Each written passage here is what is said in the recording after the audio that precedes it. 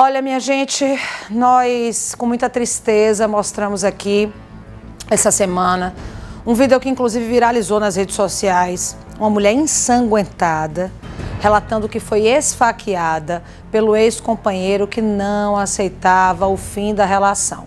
Esse homem, inclusive, de acordo com ela, o relato que ela fez para o Marcos Couto foi muito forte, tá? O relato que ela fez para o Marcos Couto foi muito forte, dizendo, inclusive, que ele já estava em uma outra relação. Mas que aí, quando essa outra relação terminou, ele quis voltar para ela de novo. Ela disse, não, eu não quero. Eu continuo ainda com a minha versão de que eu não vou voltar. Foi aí que a situação piorou e ele desferiu várias facadas contra ela. Uma criança de apenas 9 anos de idade, filha dela, presenciou tudo. Ao vivo, a Vitória Costa está aqui com a gente e a gente tem novidade desse caso, né, Vitória? Ela foi amparada juridicamente depois dessa repercussão toda. E qual a situação atual? Eu vou com a Vitória. Vitória, você espera só um pouquinho, porque a gente separa um trecho, só um instantinho para quem está em casa relembrar, do que essa mulher falou. Agora não? Então vamos com a Vitória primeiro. Vamos, Vitória.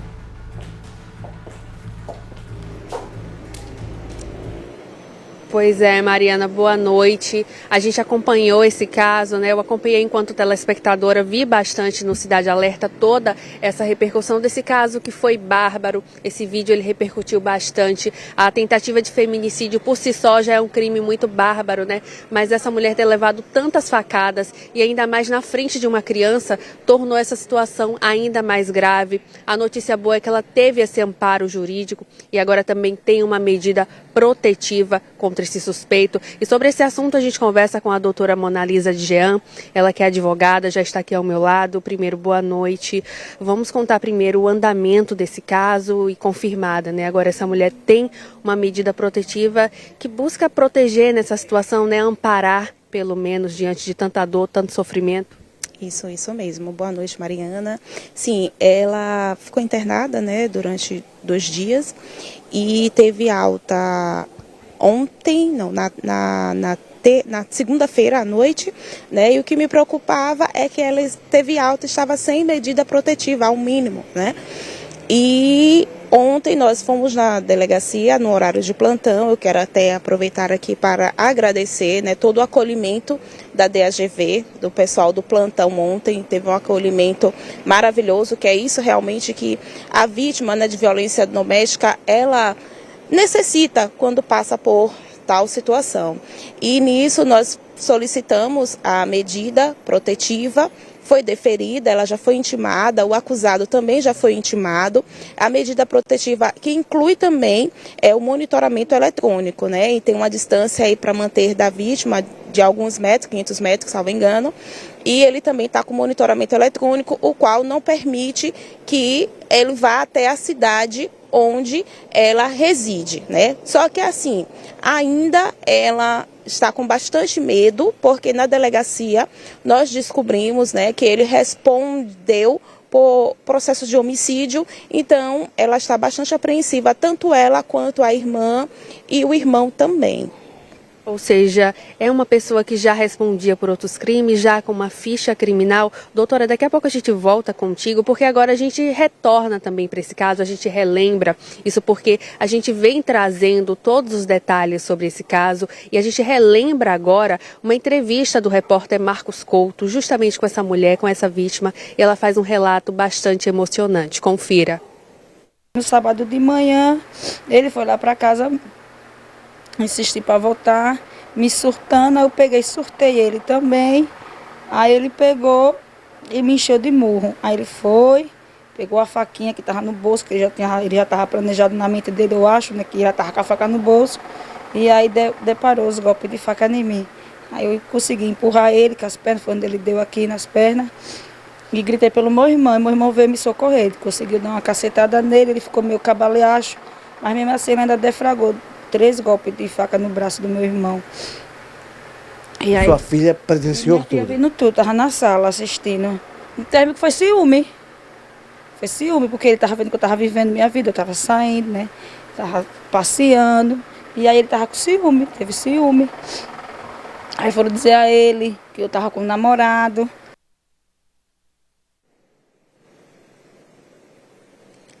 É um relato muito emocionante, né? A gente já tinha acompanhado um relato muito forte. Quando ela fala que essa criança presenciou a cena, é ainda pior. A gente só imagina também o psicológico, o emocional dessa criança. E falando, inclusive, em emocional, a senhora que tem esse contato de perto com a vítima, como que ela se encontra no momento? Acredito que bastante apreensiva, né? Sim, sim, ela está apreensiva, bastante abalada. Já vai iniciar também um acompanhamento no CRAM, né, que já foi encaminhada para o CRAM. E agora aguardar também a conclusão do inquérito, né, que está em andamento. Nós estamos pleiteando outros pedidos dentro do inquérito policial, né, porque mesmo com a tornozeleira eletrônica, com a medida protetiva, ela ainda continua com bastante medo pelo fato que aconteceu. Não só ela, quanto a família dela. Tá? Agora a gente viu há pouco um caso de descumprimento de medida protetiva. Infelizmente, isso ainda acontece, mas ainda assim buscar por essa medida é importante, pode salvar vidas. A denúncia também, né? Sim, sim, sim. Mesmo, né, diante desse relato, como a gente sabe que tem outros, mas a gente não pode desistir. É persistir mesmo, solicitar medida protetiva, de preferência. Eu até parabenizo a decisão do juiz por colocar o monitoramento eletrônico, porque ela também vai estar com um botão de pânico, né?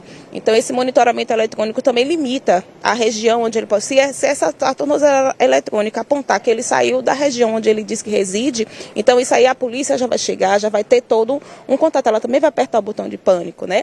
Então mesmo com esse descumprimento, a gente não pode usar um caso para deixar de aplicar os outros. A gente precisa, sim, que a medida protetiva ela aconteça, né? E as pessoas precisam respeitar. O descumprimento de medida protetiva é um descumprimento da lei. E o que é que vai acontecer? A prisão e a consequência do descumprimento. Então a gente não pode desistir sim da medida protetiva. Mulheres não desistam da medida protetiva.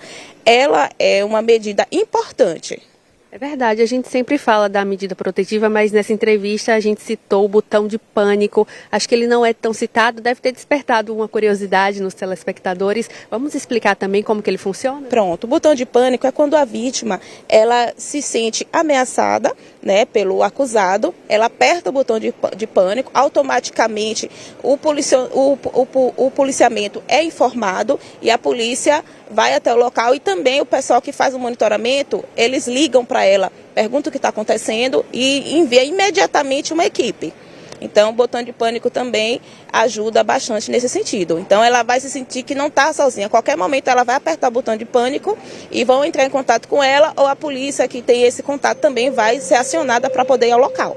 Então, podemos dizer que essa mulher está ainda mais protegida, né? Com a medida e com o botão de pânico. Isso, ela está protegida com a medida com o botão de pânico, que estamos pleiteando, né? Outros questionamentos dentro do inquérito, mas por hora a medida e o botão de pânico e ele com monitoramento eletrônico já ameniza a situação.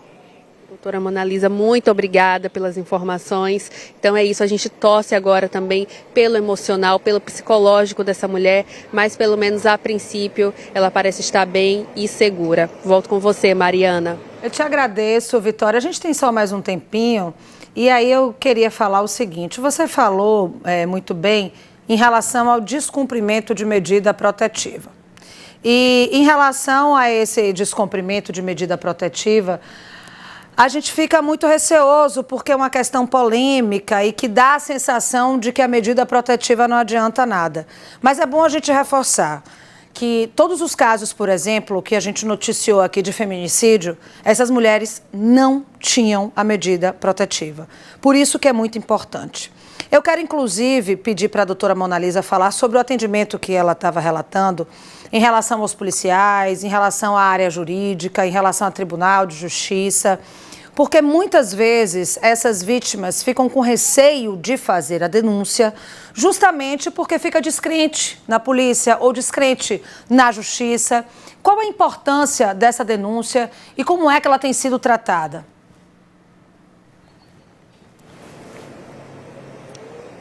Certo, Mariana. Mariana fez aqui um questionamento muito bom, inclusive, porque muitas vezes as vítimas acabam ficando um pouco descrentes em relação ao sistema judiciário, à polícia. Isso porque a gente vê esses casos de feminicídio, mas ela citou um ponto importante também, que muitas vezes esses casos de feminicídio são de mulheres também que não têm essa medida protetiva. Claro que, infelizmente, a gente noticia alguns casos, mas o que é que pode ser feito para que essa mulher também tenha essa crença, ela tenha essa certeza de que ela pode ser protegida? Então, né, hoje aqui em Sergipe existem vários órgãos que também estão amparando essas mulheres, que elas podem procurar e solicitar também. E a DAGV também solicitar, informar o risco que elas estão correndo nesse sentido e procurar. Porque por mais que porque às vezes a pessoa ouvindo fica desacreditado, mas a gente tem que acreditar e assim, a DAGV está à disposição, tem vários órgãos também do Tribunal de Justiça que também está à disposição para acolher e atender essas mulheres. A partir do momento que elas vão procurar, elas vão ser acolhidas, de imediato, depois do relato dos fatos, a medida protetiva, dependendo de cada caso, com as provas existentes, ela vai sim ter essa medida protetiva. E também é importante que no momento de solicitar a medida protetiva, também se solicite o botão de pânico. Informe, olha, eu preciso também do botão de pânico porque eu estou temerosa que ele possa voltar, então eu preciso desse botão de pânico. Então, lembre-se também de solicitar, além da medida protetiva, também solicite esse botão de pânico porque ajuda bastante. O botão de pânico pode ser solicitado por qualquer vítima ou tem algum motivo específico para isso? Pela vítima de violência doméstica. Qualquer vítima, a partir do momento que ela se sente ameaçada, ela pode sim solicitar o botão de pânico. Então, é uma informação bem importante, até porque esse botão de pânico, muitas vezes as pessoas ainda não conheciam. Pouco se fala, a gente noticia bastante aqui em relação à medida protetiva, mas por que não se fala tanto no botão de pânico? Então, ele já existe junto com a Maria da Penha, né? Eu creio que ainda não houve essa publicidade, como você falou, mas é interessante bater muito nessa tecla a partir de agora, né? E que existe sim, medida protetiva, ela vem acompanhada, né, desse botão de pânico para que a vítima ela se une e fale. O acusado também é interessante, se você entender que ele apresenta esse risco, também se solicite na medida protetiva, conversando com a delegada plantonista ou quem for atender, que solicite também que ele seja monitorado eletronicamente, né, além do botão de pânico. Então ele já existe dentro da empresa que fornece, né? Então ele já existe, então é só a vítima realmente acionar, existe o botão de pânico, solicitem o momento que você se sentir que a medida protetiva, além da medida, não está sendo suficiente, pode solicitar. Você que também tem a medida protetiva e não tem esse botão de pânico, você também pode solicitar esse botão de pânico. Agora, para finalizar, uma informação muito importante que a gente sempre bate nessa tecla, mas não pode deixar de falar como que a mulher faz para denunciar, como que as pessoas também podem fazer para ajudar essa vítima. Pronto. Existe também os telefones, né, através do 181, que pode estar ligando também da Polícia Militar, né? Tem alguns órgãos que eu não me recordo no momento, mas eu lembro perfeitamente através do Instituto Ágata, que fica na Aruana, também pode solicitar, né? Então o telefone importante é o 181, que liga, denuncia, né? Tá tendo situação de violência, liga para o 181, chama a polícia, eles vão no local. É muito importante fazer essa denúncia, né? Muito obrigada. Volto com você, Mariana. Te agradeço, Vitória, pelas informações.